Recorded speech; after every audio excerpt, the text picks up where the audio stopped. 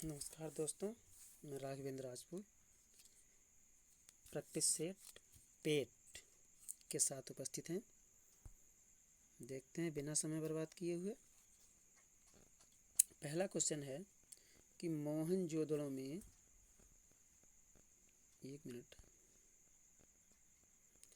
पहला क्वेश्चन है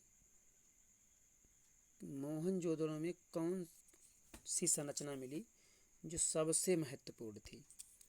तो टावर, मंदिर, महल तो मिले नहीं, क्या मिला? स्नानागार, ये सबसे महत्वपूर्ण थी। मोहनजोदड़ो का अर्थ क्या होता है? मोहनजोदड़ो का अर्थ होता है मृतकों का टीला। मोहनजोदड़ो का अर्थ होता है मृतकों का टीला। और ये स्नानागार की क्या थी? स्नानागार की लंबाई थी 11.88 मीटर, चौड़ाई थी 7.01 मीटर और गहराई थी 2.43 मीटर। ऐसा अनुमान लगाया गया है कि जो धार्मिक अनुष्ठान हुआ करते थे उनमें इसका उपयोग किया जाता था। और मोहनजोदड़ो कैसी सभ्यता थी? नगरीय सभ्यता थी। चलते हैं अगले क्वेश्चन पर। खिज्र खां निम्नलिखित में से किस राजवंश से संबंधित है? खिज्र खां सैयद वंश से संबंधित है। खिज्र खां किससे है? सैयद वंश से संबंधित है। ये जो है 1414 ईस्वी में, कब? 1414 ईस्वी में दिल्ली में सत्ता पर कब्जा किया इन्होंने। और इसके बारे में एक और ख़ास बात है खिज्र खां के बारे में कि यही खिज्र खां एक ऐसा शासक था जिसने सुल्तान की उपाधि धारण नहीं थी। किसकी? सुल्तान की उपाधि धारण नहीं की थी। सुल्तान की उपाधि धारण नहीं की। अब इसने सुल्तान की उपाधि नहीं धारण की तो क्या धारण किया था? इसने अपने आप को रैयत ए आला घोषित किया था। खिज्र खां ने रैयत ए आला घोषित किया था, अपने आप को रैयत ए आला घोषित किया था। चलते हैं अगले क्वेश्चन पर। ईस्ट इंडिया कंपनी कब स्थापित हुई? ईस्ट इंडिया कंपनी 1600 में स्थापित हुई। ईस्ट इंडिया कंपनी जब स्थापित हुई उसमें ब्रिटेन में महारानी विक्टोरिया का शासन था और इस कंपनी का दूसरा नाम जॉन कंपनी और था। इस कंपनी का दूसरा नाम था जॉन कंपनी। और 31 दिसंबर 1600 सन 1600 ईस्वी दिसंबर 31 को ईस्ट इंडिया कंपनी की स्थापना हुई। ब्रिटेन की महारानी जो विक्टोरिया थी उन्होंने 21 वर्षों तक भारत में व्यापार करने के लिए इनको अनुमति दी थी, ईस्ट इंडिया कंपनी को। लेकिन जैसे हमारे यहाँ आज के राजा जो हैं, आज के जो नेता हैं, एक दूसरे के खिलाफ बोल रहे हैं, ऐसे वहाँ राजाओं में एक दूसरे के खिलाफत का फ़ायदा उठा करके इसने अपना आधिपत्य जमा लिया, पैर अपने मजबूत कर लिए। अच्छा, एक क्वेश्चन और पूछ दिया जाता है कि ईस्ट इंडिया कंपनी किसके शासनकाल में भारत आई थी? ईस्ट इंडिया कंपनी अकबर के शासनकाल में। राजा उस समय कौन थे? अकबर। अकबर के शासनकाल में भारत आई थी ईस्ट इंडिया कंपनी। और इन्होंने अपनी पहली कोठी कहाँ स्थापित की थी? 1612 ईस्वी में सूरत में पहली कोठी लगाई थी। इसको कोठी या फैक्ट्री कहा जाता था। तो इसके आगे क्वेश्चन नंबर 4, किसके शासनकाल में रुपये का सिक्का भारत में प्रथम बार ढाला गया? शेरशाह सूरी के शासनकाल में। शेरशाह सूरी ने 2 सिक्के चलाए थे। एक सिक्का चलाया था चांदी का इन्होंने रुपया चलाया, चांदी का रुपया। और तांबे का दाम, तांबे का कौन सा चलाया था? दाम। तांबे का इनका था दाम। चांदी का जो सिक्का चलता है उसको रुपया कहते थे, तांबे का जो था उसको दाम कहा जाता था। शेरशाह सूरी के बारे में और कुछ आगे देखिए। शेरशाह सूरी शेरशाह सूरी के बचपन का नाम क्या था? फरीद खां। इसके बचपन का नाम था फरीद खां। दिल्ली के शासन पे कब, दिल्ली की गद्दी पर ये कब बैठा? 1540 के बाद। 1540 में हुआ था बिलग्राम का युद्ध। बिलग्राम का युद्ध, इसी को कन्नौज का युद्ध के नाम से भी कभी कभी कह जाते हैं। इसके बाद में ये दिल्ली की गद्दी पर बैठा था। इसके और इसने क्या क्या चलवाया? डाक प्रथा, डाक प्रथा इसने चलाई, पट्टा प्रथा, कबूलियत, ये इन्होंने शुरू की थी। बहुत इंपॉर्टेंट तीनों पॉइंट हैं, नोट कर लीजिए। और भूमि की माप, भूमि की माप की, भूमि की माप की दो प्रणालियाँ इन्होंने चलाई थी, सिकंदरी गज और सन की डंडी। सिकंदरी गज इन्होंने चलाया था माप के लिए, सिकंदरी गज और सन की डंडी। चलते हैं भाई आगे।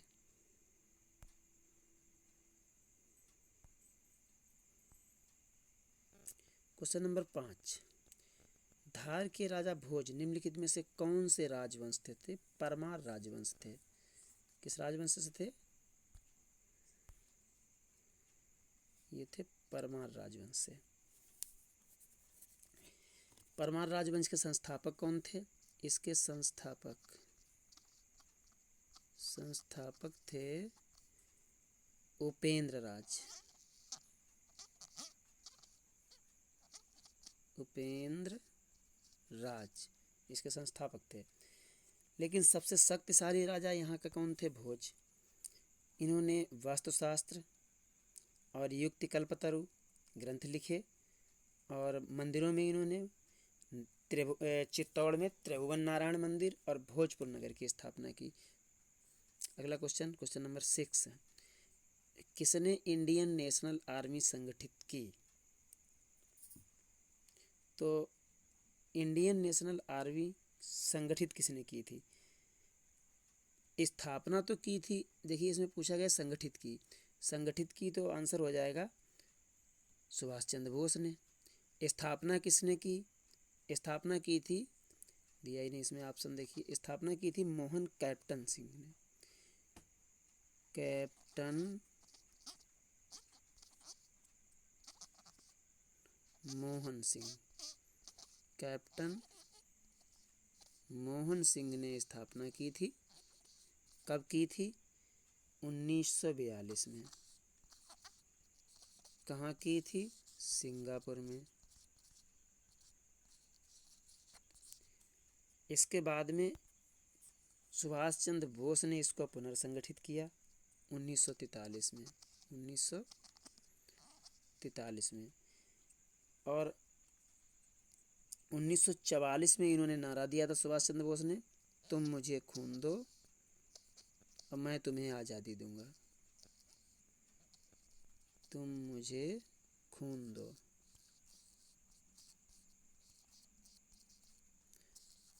मैं तुम्हें आज़ादी दूंगा, ये नारा दिया था सुभाष चंद्र बोस ने। कब दिया था? 1944 में। चलते हैं अगले क्वेश्चन पर। क्वेश्चन नंबर 7, स्वाभिमान आंदोलन। स्वाभिमान आंदोलन किसके द्वारा शुरू किया गया था? रामास्वामी नायकर के द्वारा स्वाभिमान आंदोलन शुरू किया गया था। कब किया गया था? 1925 में। 1925 में शुरू किया गया था। पहले ये कांग्रेस के सदस्य थे। 1925 में इन्होंने इस्तीफा दे दिया और इन्होंने 1939 में भेदभाव विरोधी क्रियाकलापों में भाग लिया, दलितों और पिछड़े लोगों का अधिकारों की मांग की।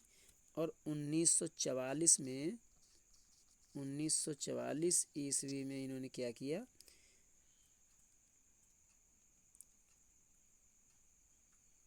जस्टिस पार्टी का नेतृत्व किया। 1939 में इन्होंने नेतृत्व किया था जस्टिस पार्टी का, और 1944 में इसका नाम बदल करके द्रविड़ कड़िंगम रखा गया, द्रविड़ कड़गम पार्टी रखा गया इसका नाम। चलिए क्वेश्चन नंबर 8, 1857 के स्वाधीनता संग्राम में राव तुलाराम किस क्षेत्र से मुकाबला किया राव तुलाराम ने? तो इन्होंने नारनौल रेवाड़ी क्षेत्र से मुकाबला किया था, नारनौल रेवाड़ी क्षेत्र से। और 1857 की क्रांति में इन्होंने क्या किया था? रेवाड़ी, शाहजहांपुर आदि क्षेत्रों पर अपना कब्जा कर लिया था, कड़ी टक्कर दी अंग्रेज़ों को, और काफ़ी संघर्ष के बाद इन्हें हार का सामना करना पड़ा और ये अफ़गानिस्तान चले गए। 1862 में वहाँ इनकी मृत्यु हो गई थी। इनका एक और नाम है, इन्हें हरियाणा राज्य का राजनायक कहा जाता है, हरियाणा राज्य का राजनायक। किसको कहा जाता है हरियाणा राज्य का राजनायक? राव तुलाराम जी को। चलते हैं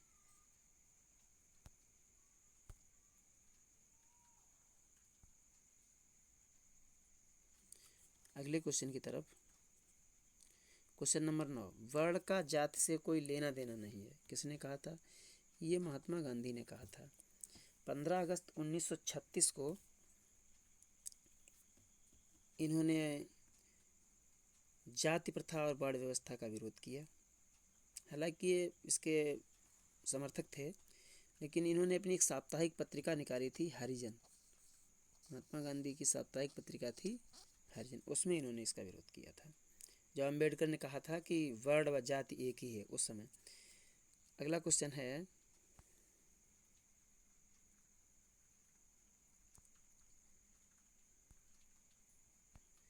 कलाम ए नैरंग किसके द्वारा लिखी गई है? कलाम ए नैरंग, क्वेश्चन नंबर 10। तो ये लिखी गई सैयद गुलाम भिक, सैयद गुलाम भिक के द्वारा ये पुस्तक लिखी गई है, और इसका पहला संकलन 1982 में हुआ। 1982 में कहाँ से हुआ है? पाकिस्तान से हुआ है। दूसरा संकलन 1907 में हुआ, और तीसरा 1982 में हुआ। गुलाम भिक मीर नायरंग के रूप में भी इनको जाना, इनका दूसरा नाम है मीर नायरंग।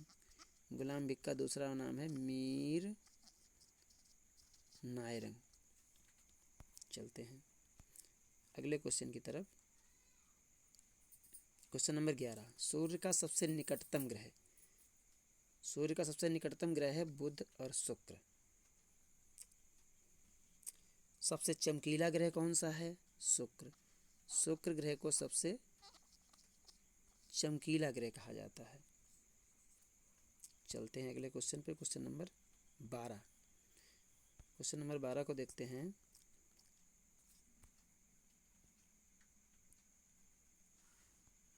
बहुत इंपॉर्टेंट क्वेश्चन नंबर है क्वेश्चन नंबर 12, देखते हैं इसको। निम्नलिखित में से किस पर्वतीय श्रेणी पर डोडा बेटा चोटी स्थित है? तो ये नीलगिरी की पहाड़ियों पर स्थित है। कहाँ स्थित है? नीलगिरी की पहाड़ियों पर। नीलगिरी की पहाड़ियाँ कहाँ हैं? ये रहा भारत का निचला भाग, पठारी भाग, इस करके आते हैं,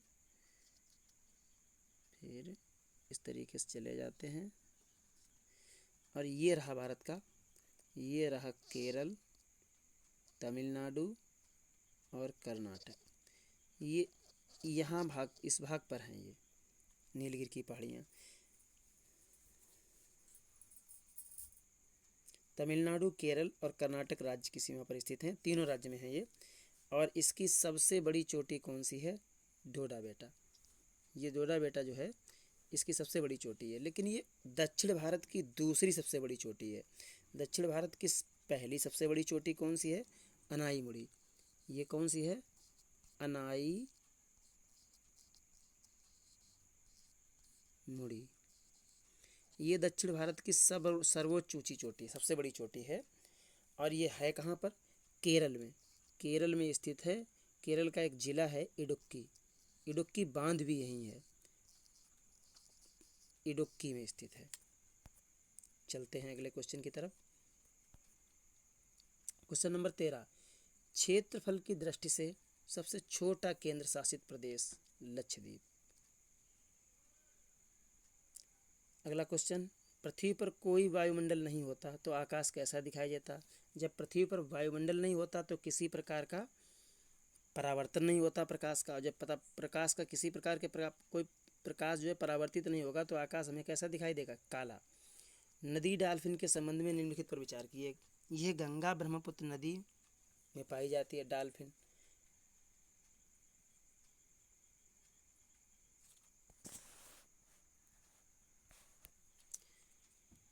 इनका स्थानीय नाम स्विस है। ये एक अंध जाति है, बिल्कुल सही है, तीनों ऑप्शन सही हैं। गंगा नदी में पाई जाती है, गंगा के बाद ये ब्रह्मपुत्र नदी में भी पाई जाती है। इसका स्थानीय नाम स्विस है। ये एक अंध प्रजाति है, देखने में सक्षम नहीं है, डाल्फिन देख नहीं पाती, इसलिए उपरोक्त सभी। और इस समय ये संकटग्रस्त जाति है। डाल्फिन क्या है? संकटग्रस्त प्रजाति है। 2010 में डाल्फिन को राष्ट्रीय जलीय जीव का दर्जा दिया गया था। कब? 2010 में डाल्फिन को राष्ट्रीय जलीय जीव का दर्जा दिया गया था, लेकिन वर्तमान में ये खतरे में प्रजाति है। क्वेश्चन नंबर 16 देखते हैं। जजमानी प्रणाली ग्रामीण की रीढ़ है। अर्थव्यवस्था और सामाजिक आदेश। धर्म संस्कृति से इसका कोई लेना देना नहीं है, राजनीति से कोई लेना देना नहीं। एक मिनट भाई, गड़बड़ क्यों कर रही है? चलिए, तो राजनीति से इसका कोई लेना देना नहीं, प्रशासन से इसका कोई लेना देना नहीं। अब जब एक ऑप्शन गलत हो गया तो उपरोक्त में से कोई नहीं, ये भी नहीं हो सकता, ये तो है ही नहीं। धर्म और संस्कृति, ये है अर्थव्यवस्था और सामाजिक आदेश। होता क्या था जजमानी प्रणाली में? इसमें कुछ विशेष जातियाँ या कुछ विशेष लोगों के यहाँ विभिन्न कार्य करते थे और उनके बदले में अनाज या अन्य वस्तुएं लेते थे। एक विनिमय प्रणाली व्यवस्था थी। क्वेश्चन नंबर 17, निजी क्षेत्र को सौंपी गई 7वीं योजना 3 परत की है, त्रिस्तरीय 7वीं योजना है। कैसी है? त्रिस्तरीय। विकास का एक आधुनिक मॉडल तैयार किया गया है जो कि प्रभावी विकास कार्यक्रम हो सके और विकास को नई दिशा मिल सके। अगला है question number 18, security printing press कहाँ है? सिक्योरिटी प्रिंटिंग प्रेस ये नासिक में है। और नासिक कहाँ है? नासिक है महाराष्ट्र में। नासिक कहाँ है? महाराष्ट्र में। ये जो है पासपोर्ट, वीज़ा, डाक टिकट और पोस्ट कार्ड, अंतर्देशीय पत्र, अदालत शुल्क टिकट वगैरह, इन सब को प्रिंट करता है सिक्योरिटी प्रिंटिंग प्रेस। सरकारी प्रिंटिंग प्रेस है ये, और भारत कारपोरेशन लिमिटेड के सहयोगी प्रिंटिंग प्रेस है। अगला है मनरेगा को विस्तारित कीजिए। मनरेगा को विस्तारित कीजिए, तो ऑप्शन कौन सा होगा? महात्मा गांधी नेशनल नहीं, महात्मा गांधी रूरल एम्प्लॉयज़, इसका नाम होता है Mahatma Gandhi rural employees guarantee act. बिल्कुल सही है। Question number C, option number C. और इसके बारे में कुछ और जान लेते हैं। इसका शुरुआत कहाँ से हुआ था? शुरुआत इसका हुआ था आंध्र प्रदेश से, नरेगा के रूप में। नरेगा। बाद में इसका नाम बदल करके मनरेगा किया गया। कब बदला गया ये नाम? 2009 में। और ये नरेगा कब शुरुआत किया गया था? 2006, 2 फरवरी 2006 में इसे शुरू किया गया था। कहाँ से शुरू किया गया था? आंध्र प्रदेश। आंध्र प्रदेश के बांद्रा जिले में, बांद्रा जिले से शुरू किया गया था। इसमें 100 दिन का, एक साल में 100 दिन का रोजगार दिया जाएगा और 7 दिन में 6 दिन का रोजगार होगा एक सप्ताह में। और महिलाएं कितनी हैं? 33% महिलाओं की हिस्सेदारी अनिवार्य है। और केंद्र और राज्य का जो आर्थिक सहायता है वो 90:10, 10% राज्य देगा, 90% केंद्र देगा। ये है इसमें। इसके बाद में पूछ देते हैं कि किसके द्वारा ये लागू किया गया था, तो केंद्रीय ग्रामीण विकास मंत्रालय द्वारा इसका क्रियान्वयन किया जाता है, उसी द्वारा चलाया। वर्तमान में ये योजना संपूर्ण देश में लागू हो चुकी है। अगला क्वेश्चन देखते हैं, सबसे गंभीर सामाजिक समस्या क्या है? सबसे गंभीर सामाजिक समस्या क्या हो सकती है भाई? एक मिनट। सबसे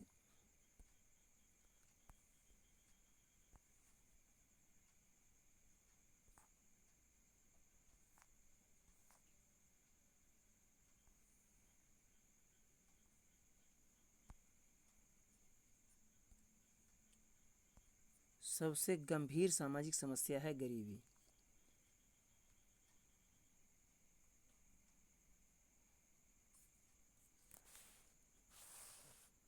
इससे व्यक्ति जो है अपनी आवश्यकताओं को, स्वास्थ्य को, शिक्षा को, किसी भी चीज़ को पूरा नहीं कर पाता है। कितने लोग गरीबी रेखा से नीचे हमारे यहाँ जीवन यापन करते हैं? 21.9% लोग गरीबी रेखा से नीचे जीवन यापन करते हैं। ये 2011 का आंकड़ा बता रहा है। 2011 की जो जनगणना हुई थी उसके आंकड़े के अनुसार ये है। अगला क्वेश्चन है कि वित्त आयोग है, पंचवर्षीय योजना बनाता है, मौद्रिक नीति तैयार करता है, केंद्र सरकार और केंद्र सरकार के कर्मचारियों के वेतन और संशोधन की सिफारिश करता है। केंद्र और राज्यों के बीच बिल्कुल सही है। केंद्र और राज्यों के बीच बंटवारे का निर्णय लेता है। ऑप्शन डी लॉक हो जाएगा। वित्त आयोग कहाँ? वित्त आयोग का जो है वो किस अनुच्छेद में है? अनुच्छेद 280 में वित्त की चर्चा की गई है। ठीक है। ये कैसा निकाय है? संवैधानिक निकाय है। वित्त आयोग कैसा निकाय है? संवैधानिक निकाय है। चलिए अगला क्वेश्चन देखते हैं। सर्वोच्च न्यायालय द्वारा घोषित कानून देश के सभी न्यायालयों पर बाध्यकारी है। कौन सा अनुच्छेद बताता है? अनुच्छेद 141। अनुच्छेद 141 हमें ये बताता है कि सर्वोच्च न्यायालय द्वारा घोषित कानून देश के सभी न्यायालयों द्वारा बाध्य है। राज्य का कार्यकारी प्रमुख होता है, राज्य का कार्यकारी प्रमुख होता है राज्यपाल। केंद्र का कार्यकारी प्रमुख कौन होता है? राष्ट्रपति। राज्यपाल राष्ट्रपति के प्रसाद पर्यंत कार्य करता है। राज्यपाल की नियुक्ति राष्ट्रपति द्वारा की जाती है। कितने वर्ष के लिए की जाती है? 5 वर्ष के लिए की जाती है। इसके द्वारा की जाती है? राष्ट्रपति के द्वारा। और राज्यपाल को शपथ कौन दिलाता है? ये मुख्य पॉइंट। नियुक्ति तो राष्ट्रपति करते हैं, लेकिन शपथ दिलाई जाती है जिस राज्य का राज्यपाल होता है उसी राज्य के उच्च न्यायालय के मुख्य न्यायाधीश के द्वारा दिलाई जाती है। चलते हैं अगले क्वेश्चन में। मौलिक अधिकारों के संचालन को निलंबित करने की शक्ति किसके पास है? मौलिक अधिकारों के संचालन को निलंबित करने की शक्ति किसके पास है? तो ये 44वें संविधान संशोधन में राष्ट्रीय आपात की स्थिति जब लगी थी तो अनुच्छेद 20 और 21 को छोड़कर शेष सभी अधिकारों को राष्ट्रपति अस्थायी रूप से निलंबित कर सकता है, ये प्रावधान किया गया था। तो इसका ऑप्शन हो जाएगा राष्ट्रपति। एक मिनट, ये हो जाएगा राष्ट्रपति।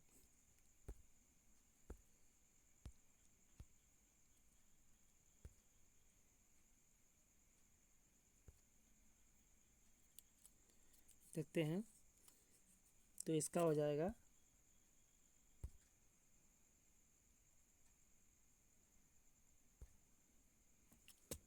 समस्या। समस्या जटिल आ रही है।